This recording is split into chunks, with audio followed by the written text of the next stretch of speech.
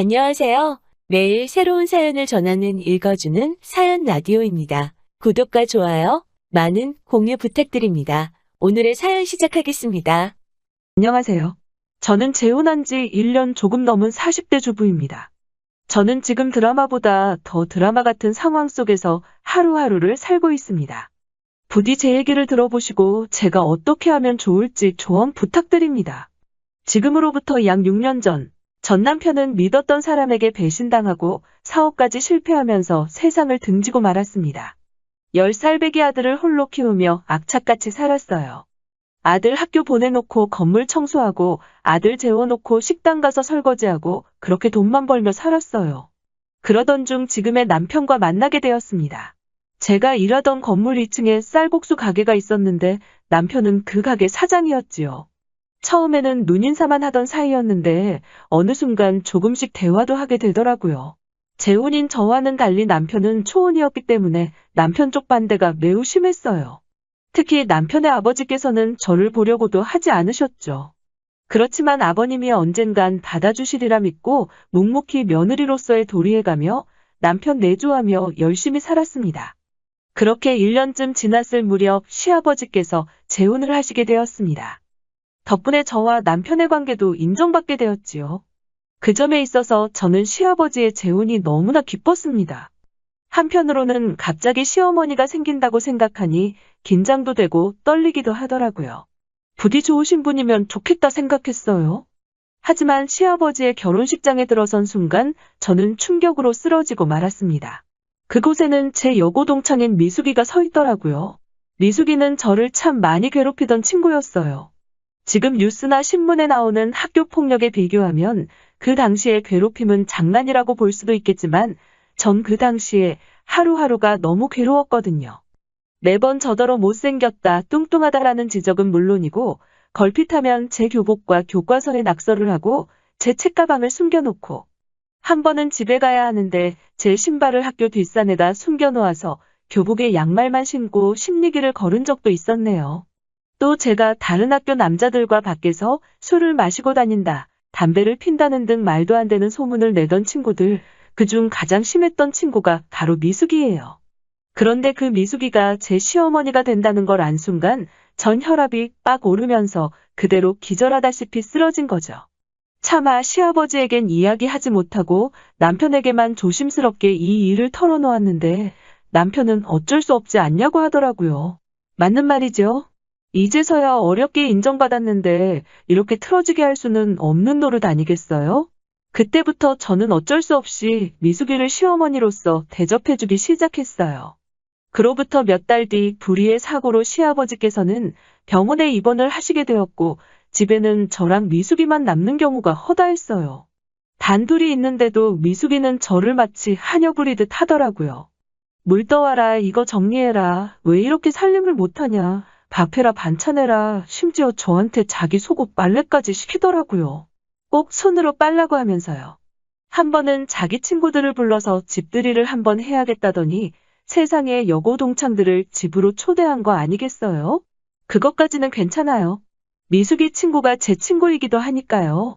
그런데 다 같이 앉아서 이야기를 나누고 있는데 갑자기 미숙이가 저더러 우리 며느라기는 가서 커피도 내오고 과일도 내와야 하지 않겠니? 라고 말하는 거예요. 그러면서 집안 교육이 엉망이라니까 호호호 이러고 앉아있더라고요. 놀러온 친구들은 저와 미숙이를 번갈아 보며 어느 장단에 맞춰야 할지 몰라 어려워하고 있고 저는 어이가 없고 서러워서 그 자리에 있기도 싫고 그래도 저한테만 그런다면 괜찮은데 제 남편에게도 이제 자기 아들이나 마찬가지라며 하대를 하더라고요. 남편이 퇴근하고 집에 와서 인사가 조금이라도 늦으면 자기가 새어머니라고 저렇게 무시하는 거라며 대성통곡을 하고 제 아들에게도 예를 들어 밥을 먹다가 뭐라도 조금 흘리면 애가 저렇게 자기 엄마 닮아서 칠칠치가 못한 것 같다고 구박을 하고 심지어 애한테 너네 엄마가 둘째 나오면 넌 찬밥 신세다 그거 아니? 이런 소리를 하더라고요. 듣다 저는 결국 미숙이한테 시어머니 그래 넌 뭐가 그렇게 당당하니? 너 돈 보고 우리 시아버지랑 결혼했지? 그리고 소리를 치자 미숙이는 그래 맞아 당연한 거 아니니? 나이가 25살이나 차이가 나는데? 라고 하는 거예요. 어떻게 돈 보고 결혼했다는 소리를 저렇게 당당하게 할 수 있는지 정말 구역질이 날 정도로 싫더라고요. 저는 어떻게든 미숙이의 약점을 손에 쥐어야겠다는 생각이 들었어요. 이대로 가다간 내 가정이 또 한 번 깨질 수 있겠다는 두려움도 느꼈고요. 동창 중 미숙이랑 친했던 친구 옥례를 만나 거하게 밥을 사주며 살살 대화를 유도했어요. 옥례가 말하기를 미숙이가 원래 같이 살던 남자가 있었다며, 그런데 어디서 돈 많은 영감을 물었다더니 갑자기 그렇게 그 남자 집에서 나와서 연락이 끊겼었지라고 얘기해 주더라고요. 한동안 소식이 없던 미숙이 소식을 전해온 건 시아버지의 재혼식이 있던 날이었다고요. 그래서 그럼 미숙이랑 살던 남자는 어떻게 됐냐고 묻자, 미숙이가 도망간 이후로 남자 혼자 애 키우면서 살고 있어 아주 미숙이 찾으면 가만 안 둔다고 길길이 뛰더라라고 얘기를 하더라고요. 저는 이 흥미로운 이야깃거리를 놓칠 수 없었죠. 그래서 그 미숙이랑 살던 남자를 찾기 위해 수소문을 시작했어요. 몇 다리를 건너서 간신히 그와 연락이 닿았지요. 그리고 어느 날 평소와 마찬가지로 미숙이가 거실에 떡하니 앉아 제 일거수일투족을 감시감독하고 있더라고요. 저는 일부러 보란 듯이 그 남자에게 전화를 걸었어요. 그리고 상호 씨 안녕하세요라고 인사를 하며 미숙이의 반응을 보았죠. 아니나 다를까 얼굴 낯빛이 그렇게 좋지 못하더라고요. 제가 전화를 끊고 나자 미숙이는 저에게 상호 씨라는 사람은 성이 뭐냐고 묻더라고요. 저는 박상호예요. 라고 대답했어요. 대답하자마자 미숙이가 당황하는 게 느껴지더라고요. 저는 이때를 놓치지 않고 시어머니께서도 상호 씨 알지 않으시냐고 묻자 미숙이는 내가 그 사람을 어떻게 아냐고 칠색팔색을 하더라고요. 그래서 천호동에서 같이 살림 차리고 살던 거 아니야? 그 사람 지금 너 엄청 찾던데 라고 말했죠. 그러면서 너는 네 애 안 보고 싶니? 라고 물었죠. 그러자 미숙은 갑자기 몸을 사시나무 떨듯 떨며 그 얘기 누구한테 들었냐며 절대 자기 남편이, 그러니까 제 시아버지가 알게 하면 안 된다고 으름장을 놓더라고요. 바라는 게 뭐냐고 묻길래 난 너와 그저 잘 지내고 싶을 뿐이라고. 내 남편, 내 자식 가만히 내버려둬 주면 나도 너의 결혼 생활에 끼어들 생각이 전혀 없다고 말했죠. 진심이니깐요. 그렇지만 미숙이는 그 간단한 약속조차 못 지키더라고요. 며칠 잠잠한가 싶더니 또 집어를 게 못 준다는 말처럼 그 본성이 어디 안 가더라고요. 시아버지가 집으로 오신 이후로 시아버지와 저희 부부 사이에서 교묘하게 이간질을 시작하더라고요. 시아버지가 안 계신 동안 저희가 얼마나 이 집에서 자기를 무시하고 구박했는지 말도 안 되는 소리를 하면서요. 하지만 사랑에 눈이 머신 저희 시아버지는 오로지 미숙이의 말만을 듣고 미숙이 편만 드시는 거예요. 저한테도 아무리 니들끼리 친구여도 네 시어머니니까 어머니 하고 부르라고 하시는데 그게 말처럼 쉽나요?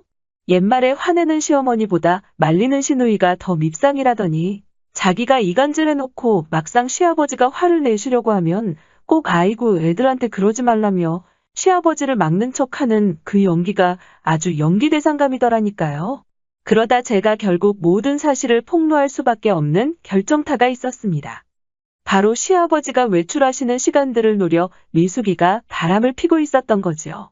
그러니까 미숙이에게는 원래 같이 살던 남자와 저희 시아버지, 그리고 요즘 만나는 새로운 남자친구까지 남자가 셋이나 있었던 거죠.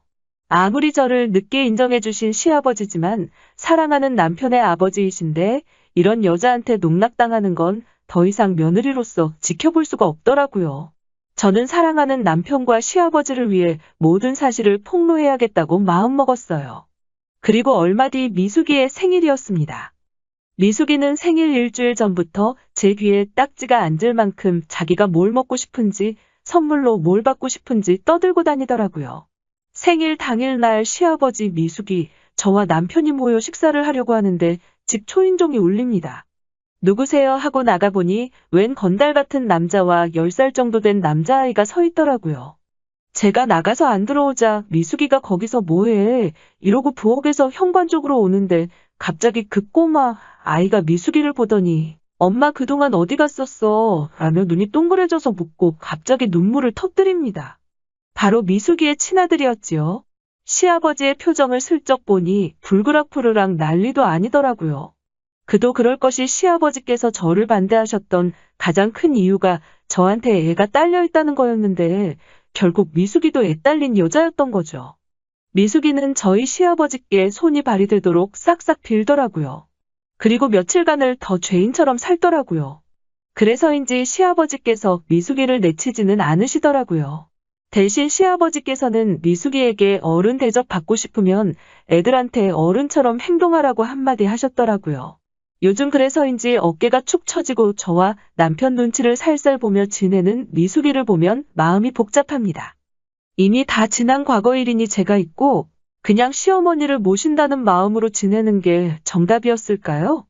하지만 미숙이를 보고 있으면 문득문득 친구들 괴롭힘에 혼자 서럽게 울던 18살 소녀로 제가 다시 되돌아가는 것 같고 그 생각을 하면 쓸쓸로 한심하고 미워지고 그렇네요. 제가 앞으로 어떻게 처신하는 게 좋을까요? 미숙이랑 아무 일도 없던 것처럼 그런 척하고 살아야 할까요? 아니면 시아버지에게 인정받는 것에 더 이상 미련 갖지 말고 분가를 할까요? 인생 선배님들 저에게 꼭 조언 좀 해주세요. 들어주셔서 정말로 감사합니다. 긴 이야기 들어주셔서 감사합니다. 오늘의 사연은 여기까지입니다. 구독과 좋아요, 알람 설정해주시면 앞으로 더 좋은 사연으로 찾아오겠습니다. 감사합니다.